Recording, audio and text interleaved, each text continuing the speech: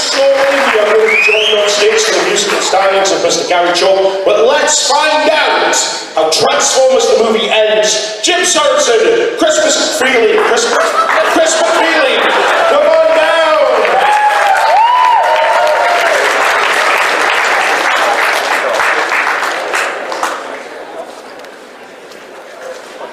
We better be quick because they're going to kick us off. Yeah, and we got to get through the rest of this because there's still some pretty wacky stuff to go. Although the movie starts to get noticeably more similar. Yes, familiar is the word because we open our third act. Oh, I pushed the button. Okay, here we go. Oh my God, it's there. It's not working. Okay,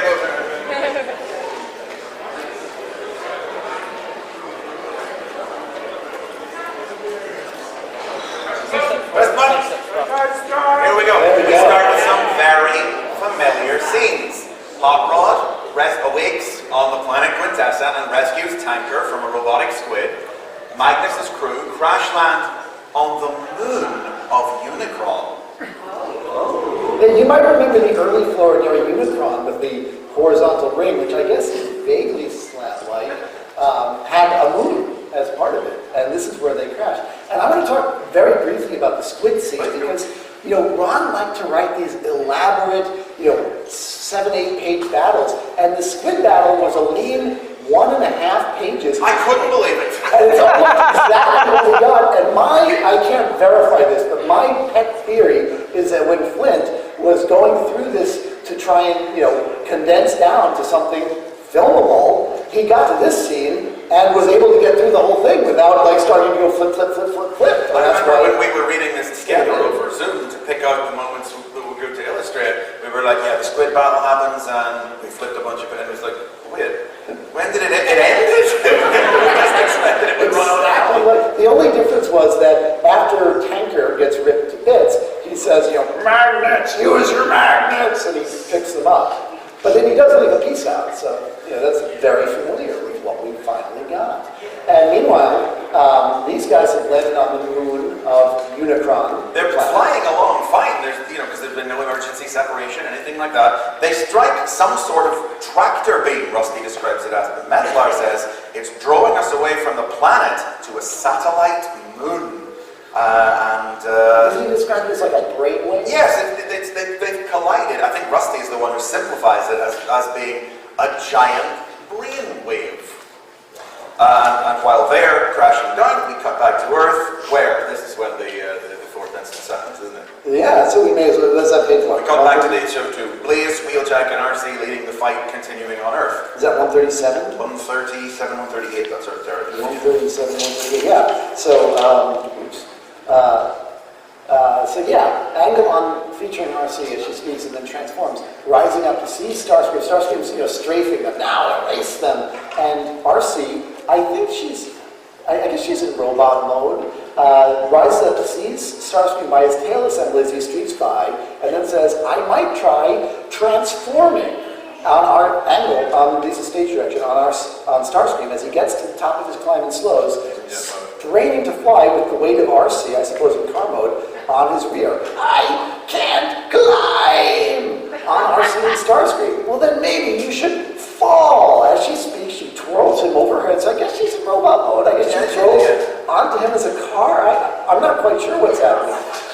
And she twirls him over her head like a wrestler and stashes him down, where we follow him as he smashes into the freeway section on which several Decepticons, and he's always crashing into other Decepticons. Yeah, it's not just that she slams him and full Nelsons him into a freeway. There are other Decepticons standing there. He crashes, he breaks the freeway overpass, bringing it down on top of the other Decepticons as Wheeljack and the other Autobots in vehicular mode who he's been strafing make rolling jumps across out and over the broken section of the freeway overpass, landing on the other side of paving and continuing on their way.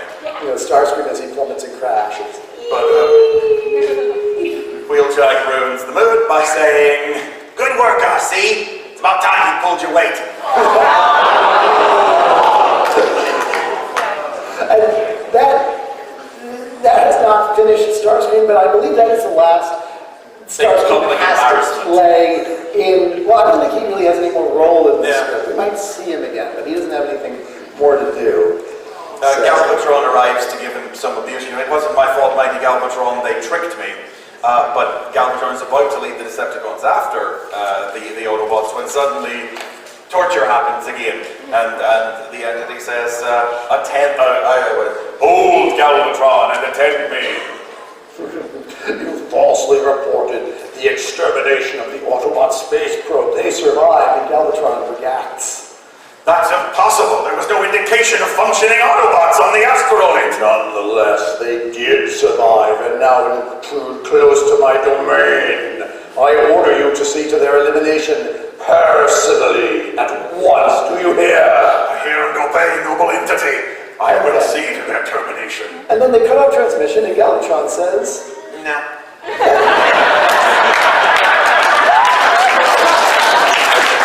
I'll attend to them when it suits my convenience, and then they go on after the Autobots.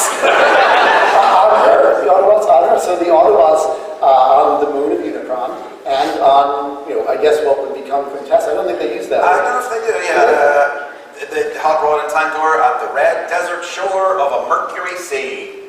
Yeah. And we get a very familiar scene again. Hot Rod puts Tanker back together, you left a piece out, then they transform and go looking for the Dinobots. What is it? He bumps a little as he goes. Oh yeah, one of his tank treads is missing some teeth, so he writes an angle. Leave a piece out. You did leave a piece out. I mean, they meet the Sharkicons, and they try the universal greeting, and it's pretty similar to what we got. They sense a Dinobot ahead and some aliens. And in preparation for meeting the aliens, Tanker teaches Hot-Rod the universal greeting. Then they happen upon not Alicons, as in the finished film, but Sharkticons, as in the adaptation of the comic adaptation of the film in the second draft, and pretty much every version of the film that exists except the finished version. It's the Sharkticons, who are chowing down on Swoop. While Sludge merely lays paralyzed, waiting to be the next course. He can't move, and these guys get captured by the Sharkticons, and they're brought back to what would recognizably be the Quintesson Palace. But first, and again, there's a lot of intercutting. There's a lot of back and forth. Instead of doing one scene, they go back and forth. Because sometimes very little happens. It can be just a few lines of dialogue before we cut back again. But our first cutaway is to exploring the moon of Unicron. Rusty is teaching Daniel how to use his exosuit. And there's this really strange bit, like they're sparring. Rusty lets Daniel pin him to illustrate how using the exosuit is all in the mind. It's all in the mind, Squirt. You just imagine your suit repelling the other guys, and bingo! And then Daniel goes flying. It doesn't make much in the way of sense. That's page 149. Yep. So Rusty and Mentlar and Blur are going to do a little reconnoiter of the moon. And Daniel tries to go with them, and who steps in to say, no, it's up. And there is let's say, do you want to do the exosuit? I know, that's covered yet. Well, and then afterwards, Mentlar, because this moon is kind of covered in those same metallic scales.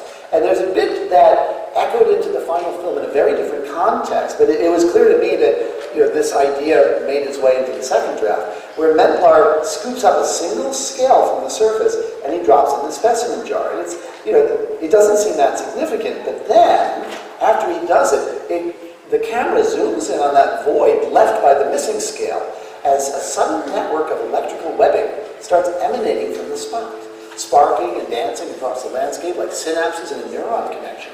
Each sparking flash of contact and of contact, electrical display emitting a tiny sound which magnifies as it moves out across the terrain and echoes and becomes even louder as we see the electrical webbing rise into space. And the slab planet of Unicron, the sound of electrical effects, is now loud and reaches feverish speed and intensity before it dies in a wailing, echoing downward note, which over which the sigh of the entity merges. Intruders! Intruders!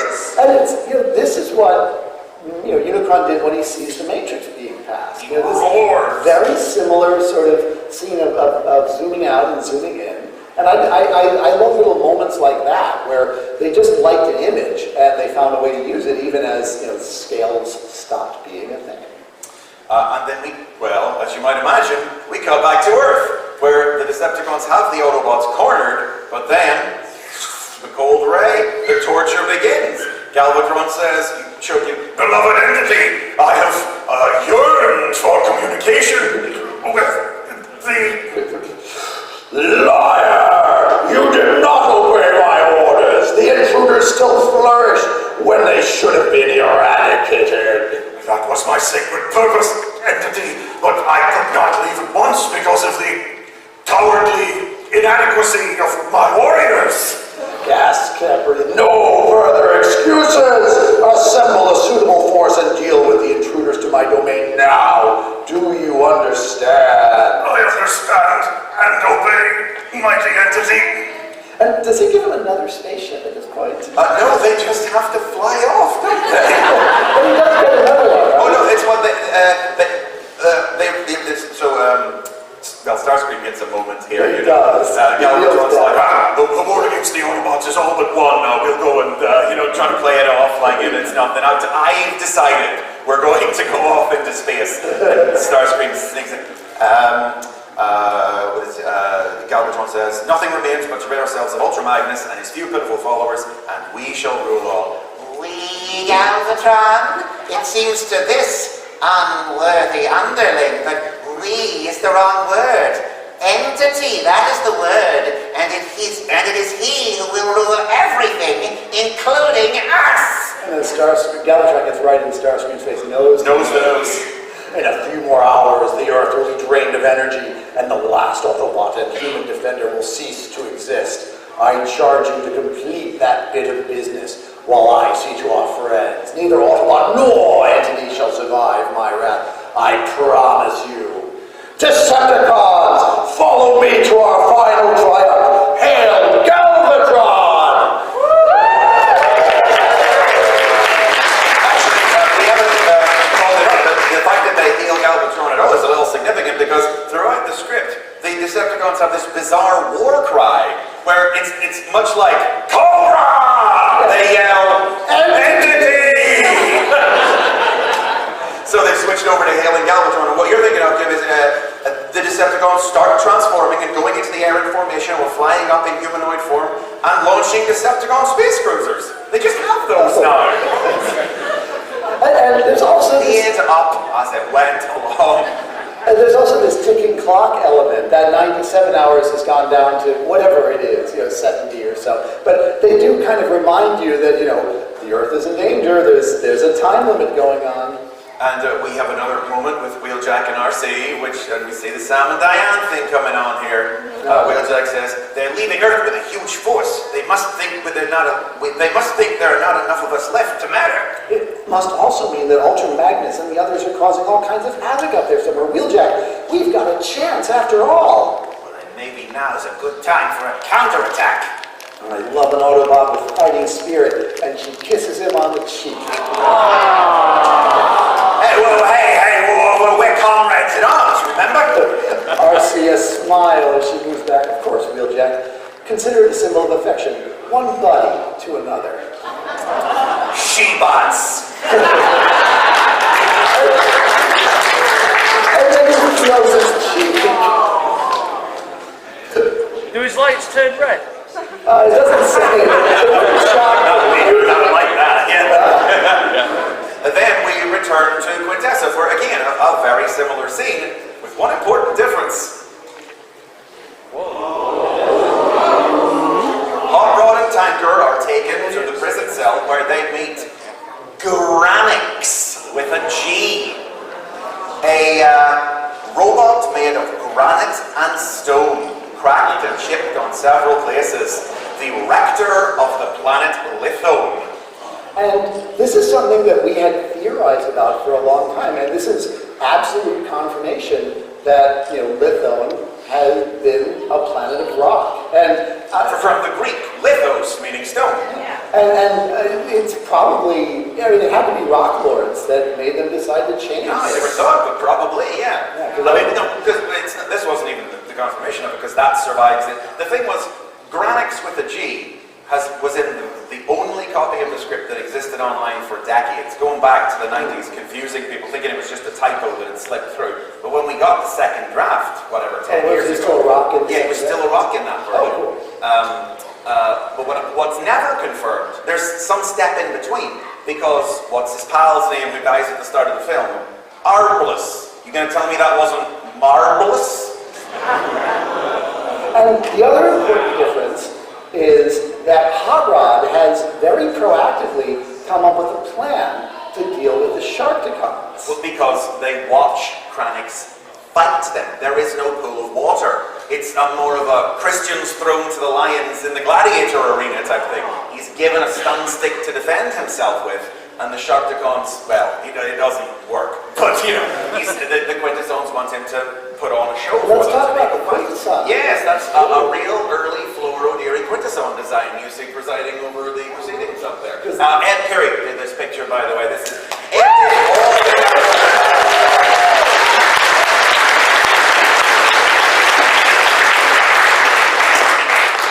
And the Quintessons were specifically described as humanoids with long, oval heads that could rotate to 5 sides. They're extremely slender and fragile beings possessed of 5-sided heads, each side bearing a different mechanistic face. Since their 5 metal-faceted heads are too large for their feeble bodies, spindly frames of gleaming metal are latched to the creature's thin soldiers to support their weight. Yeah, it's quite an image.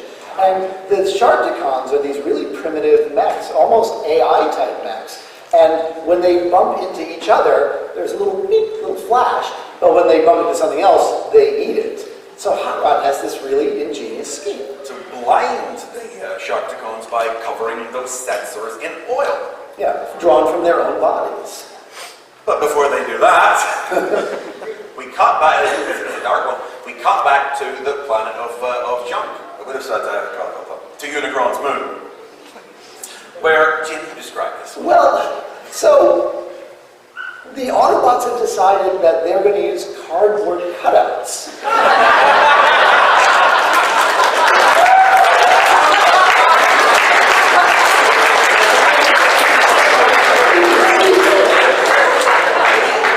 You can see how it was drawn here. So they're going to lure the Decepticons into a valley, and then they're going to blow it up. And Daniel has a little line where the Decepticons are sending like a scout ahead or something, and Rusty says, yeah, they're trying to make sure it's not a trick. And Daniel's like, but it is a trick. And it's like, shit, quiet, Squirt.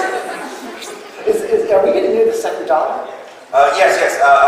So they've set this up. The Decepticons are on their way, but they're not quite there yet. So they've set up their little cardboard cutout trap to lure them in.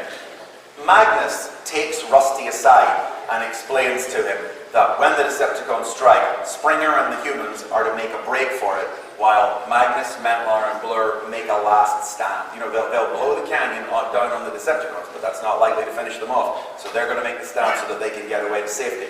Rusty says, that's suicide. For you, Mentlar and Blur, you must think like a soldier now, not like a friend. The Decepticons will turn the battle against us. Their power and numbers are too great, and when that moment comes, I'm going to make a run for it. Daniel listens in on this again, and then Daniel, looks up at Rusty, big eyes. It's page 167. 167. Got it. Looks up at him, big eyes, says, Rusty. Yeah. Hey kid, don't worry. I got your lucky dollar, right? And he flips the silver dollar and gives a crooked grin, and then Rusty pockets the coin and looks off and back towards the oncoming Decepticon forces. Grimly sets his jaw, and we're close to see Rusty close his fingers behind his back. Yeah, cross his finger behind his back, because he knows they're not going to make it. So using the rules of 3, we've now introduced the coin, and we have now reminded the audience that the coin exists in a very prominent, very emotional way. And if we were to put the question to you, do you think the coin shows up again? What would your answer be? Never mentioned again.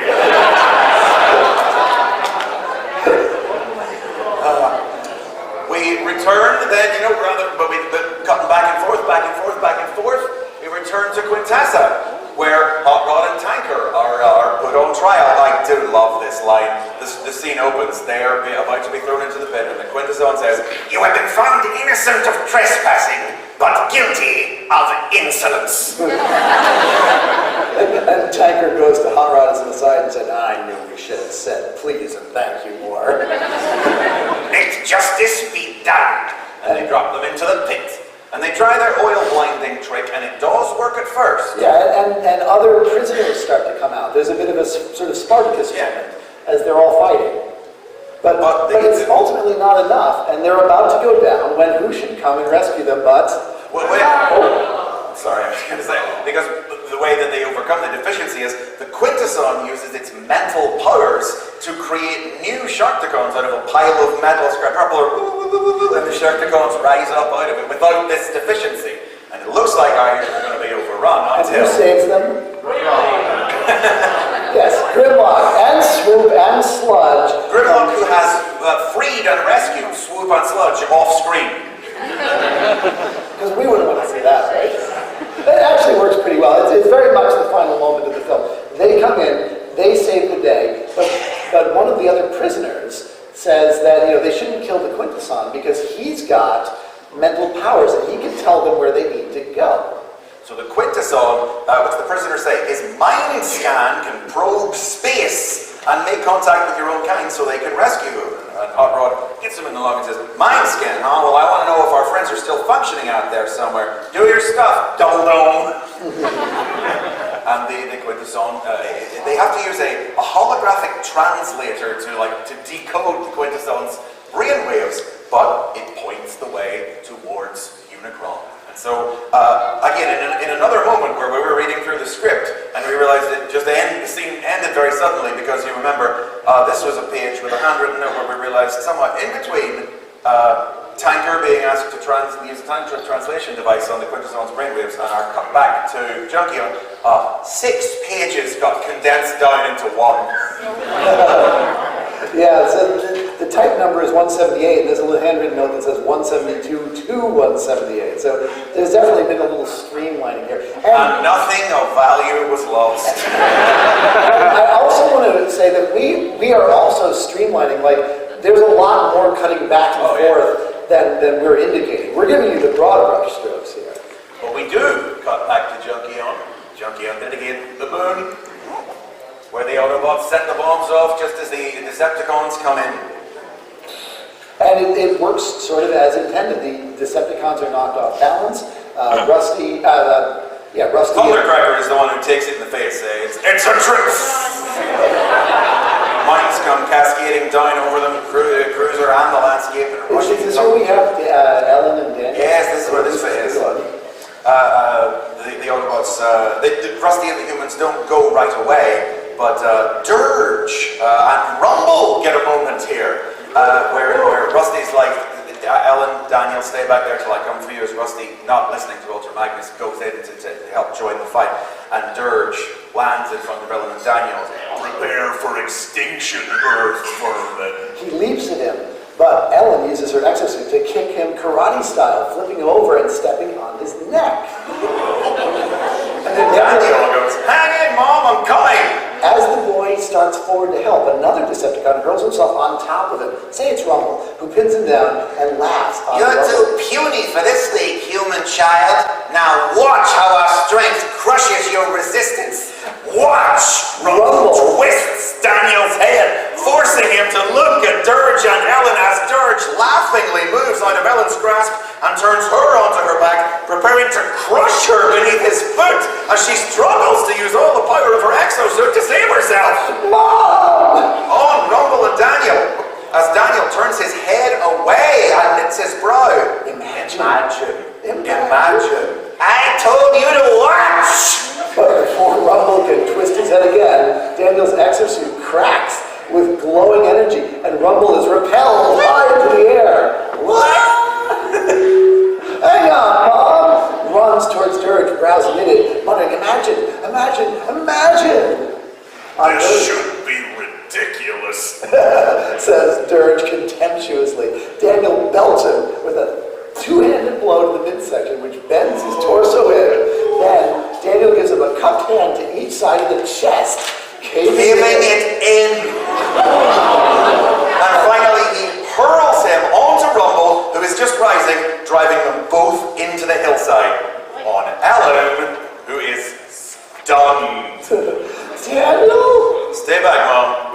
place, but we go no place until Rusty comes for us. Yes, Dan, whatever you say.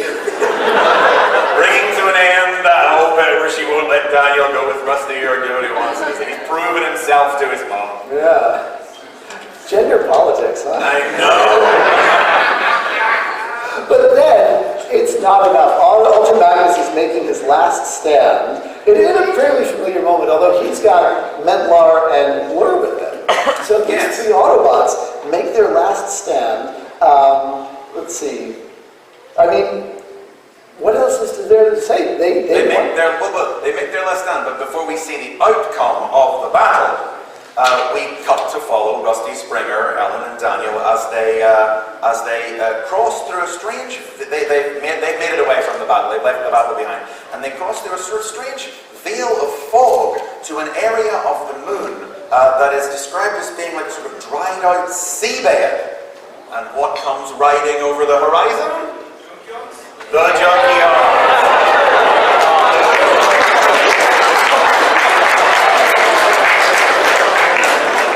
The Junkions are a ferocious, fast-moving, road warrior-like tribe of robotic Hell's Angels, made up of rusted, sharp metal parts and broken down and reused portions of other robots and mechanical contrivances, and they are mean. They start rolling after our friends at great speeding, bumping up and rolling over wrecked roadside vehicles, charging forward, smoking, spewing oily fumes, attacking in pursuit as they blast air horns of an odd sound quality and honk style rubber ball horns and assorted automotive horn and klaxon variations. And they meet Rekgar, who's the leader of the Junkions, and he is described thusly, which is not quite what was drawn, which was a conscious decision. Yeah. But let's see. We move back against the speeding motion of Junkions Paladin and pick up their leader, a motorcycle with sidecar-style Junkion with Nazi helmet style and numerous junk medals and sidearms and studs around his uniform. He is Rekgar, and other Junkions point at the fast-vanishing prey. Now that's not right. Yeah, we chose not to specifically draw that. Yeah, that's maybe crossing the line to create a new image. But then, as you said, Nazis are all over this. Yeah. They really We've are. had the Hall of Heroes, the Gestapo, that. And now we're back to the mounted battle. And Yes, we return. The Junkions give chase, and we return to the site of Magnus and Galvatron's battle, which ends poorly. They dead. No rebuilding in this. They dead. And that's why I said that Bumblebee is the only 84 character who gets killed in it. Because Ron Friedman has taken 3 of the characters that they've introduced as the new generation of Autobots and killed them off. And Hasbro did not love this. And we know this because we have the memo that Hasbro sent to Ron, and they said, you can kill these guys. Not these guys. Yeah, these are the new ones. Now, obviously, they didn't go with Mentlar. Yeah, we're getting it very tight here. We've like a couple of minutes we're supposed to be finished in. So earlier in the film, forget rule of threes. At one random moment earlier in the film, Galvatron feels like he senses Optimus Prime. But then, once he's killed Magnus, he buzzsaws his chest open, and if you can see it there, he takes the tiny Prime and puts it in a bottle around his neck.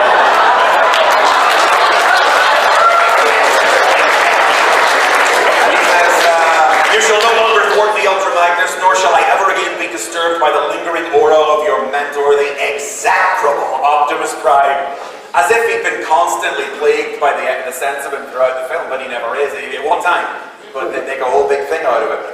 He goes back to Unicron. Well, to the end. Back to the Junkion chase. Well, he goes back to the Unicron. Yes, you're He right. goes back to Unicron. Yes. And he says that he's done. He's defeated the Autobots and he's done following orders. And he throws a thermal charge. Because remember, the Matrix has not in any way been established as Unicron's antithesis. There is no need for the Matrix to be destroyed in this version of the film. So yeah, he uses a thermal charge. The enemy's not even especially worried about it. And guess how effective it is? About that effective, yeah. Yeah. But the good news is that and this is an important difference. The Junkions who live on Unicron's moon, behind that veil of fog, they were the ones who created Unicron in this draft of the script. Because as in the film, the Junkions pursue the humans, but then Hot Rod and Tanker arrive. Yeah, they tie him to stakes. I mean, it's kind of cool. But Hot Rod... They do a bit of an Ewok village thing. They tie him to stakes. But no. This copy of the script is missing a page. And we don't know this 100%, but we're pretty sure that they get there and Cup gives the universe Tanker gives the universe a greeting. We don't know that for sure, but he's sort of Tanker walks into the scene and says, I know what to do, and then we miss a page, and then they're friends. and they say that they built this entity as a protector, or Unicron as a protector. But something went wrong. Yeah. Ellen reads this all out of a printout of her. This is Ellen's big significant moment. She is the only one who can decode this printout and tell the story. But don't worry, there is a weak point. We don't know what it is because we don't have that big. The script is missing a second page. We're pretty sure it's the core. It's simply the core. Yeah, he's got a core inside that they've got to get to. And then, so the thermal charge accomplishes nothing, and as in the finished film, Unicron. There's no big dramatic sort of sense that, oh my god, it turned out the entity was Unicron all along. It doesn't. There's not a moment where they sell that. Like, they do try and convince you the entity and the Unicron are different, but then when... Once he transforms, he is called the entity throughout. Right. And he's able to transform specifically because of the energy that the Decepticons have been beaming him from Earth, which gives him the strength to transform and break out of the orbit that he has been trapped in this far-reach recess of space all this time. And he heads to Earth. Munching his way through asteroids as he goes. And to Earth, our heroes look up at him. We get the final Wheeljack and RC moment where sorry, we're really rushing here, guys. We should be done by now, but we're nearly finished. Yeah, Wheeljack's basically like, I'm sorry about all the things I said. She's like, it's okay. I know you didn't know it. The romantic arc is Wheeljack and RC. It's not RC and Hot Rod. It's not RC and Springer. It's RC and Wheeljack. Which is pretty different than Wheeljack in the actual finished versions of the film. But pretty much as in the film, they make it onto Unicron, into Unicron. They do the antibodies thing. They get to the site of the weak spot, but... And here's the big thing. It's tiny. It's a tiny aperture, and the only one who can fit through is Daniel. But there's nothing he can do. Yeah, they don't have a weapon that's small enough to destroy it. But then, as arbitrarily as Galvatron sensing it, Hot Rod senses that no, the weapon we need is nearby. And Galvatron this whole time is destroying as much of Unicron, the entity, as he can, which isn't very much, but he's like in his ear, like shooting. Blows a finger off at one point, and the finger just immediately regrows. And it mentions the Talon, which, the Dinobots sort of harry him across the surface with a of it. friend named Scrapple. A Junkion named Scrapple. Who's kind of the wheelie of the We think he became wheelie, the idea of the Dinobots having a friend. Yeah. Because you'll notice, really. But Hot Rod senses this. So Galvatron, who's been battling Unicron, the entity, the Autobots go to him and say, Galvatron, let's work together, use the Matrix. Well, Hot Rod and Rusty come out, and they corner him. We need Optimus Prime's Matrix to defeat the entity. And Galvatron says no. He says, Get back! I surrender nothing! Do you understand? I am Galvatron, Imperator of the universe! Stay back! I will fuse myself and the Matrix to nothingness if you do not back off! so who do you think defeats Galvatron? There's this one line before it happens. Rusty says, you'll be terminated along with everything in the universe. And Galvatron says, if I cannot rule, that is what I wish! Nothingness! He lights his flare, and suddenly, he goes flying! Who do you think beat him? Let's see.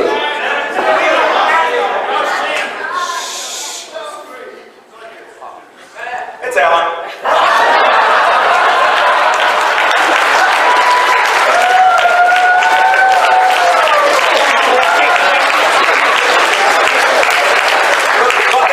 In a series of pages as breakneck as we are being right now, this is an authentic description of the final page of this sequence. They get the Matrix. They return. And who takes the Matrix? Within the core, it's Daniel! Daniel!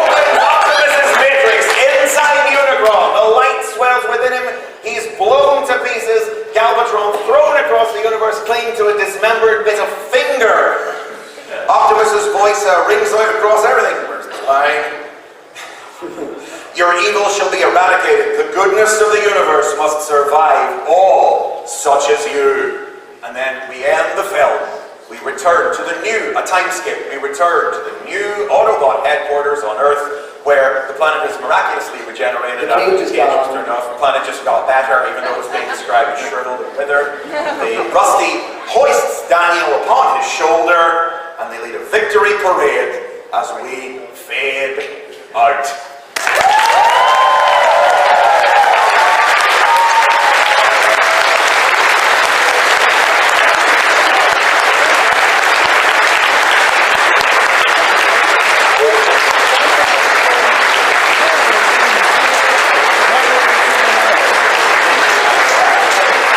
There's so much more to say about what it all means and why and how, and that's going to have to wait till our panel tomorrow. Yes. I hope to see as many of you there as possible. We'll be talking a bit more about how we got from here to where we are as we know it today. Yeah, and the memos and the certain decisions that were made, but isn't that tricky, guys?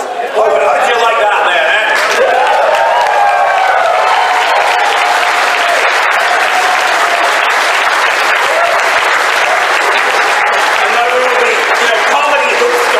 You are now taken off the stage for rehydration.